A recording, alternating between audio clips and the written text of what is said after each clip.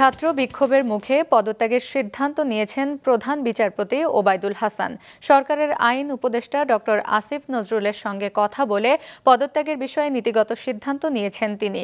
তবে রাষ্ট্রপতির সঙ্গে কথা বলে আনুষ্ঠানিক পদক্ষেপ নেবেন বলে জানিয়েছেন ওবায়দুল হাসান। এর আগে সকালে প্রধান বিচারপতি সব বিচারপতিকে নিয়ে ফুল কোর্ট সভা ডেকেছেন। এ খবর পেয়ে আদালত ঘেরাওয়ের ডাক দেয় বৈষম্য বিরোধী ছাত্র আন্দোলনের সমন্বয়করা।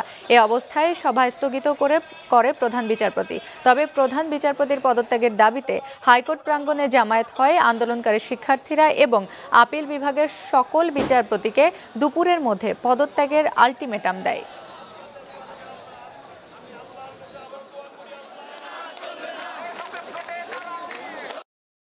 প্রধান বিচারপতি সহ আপিল বিভাগের অন্যান্য বিচারপতি যারা গত 16 বছর ধরে ফেসিস্ট গভর্নমেন্টকে সার্ভ করেছে, তারা যদি পদত্যাগ না করে তাহলে আমরা অবস্থান কর্মসূচি থেকে শুরু করে প্রধান বিচারপতির যে বাসভবন রয়েছে এবং বিচারপতির যে বাসভবন রয়েছে সেটির ঘেরাও কার্যক্রম চলবে।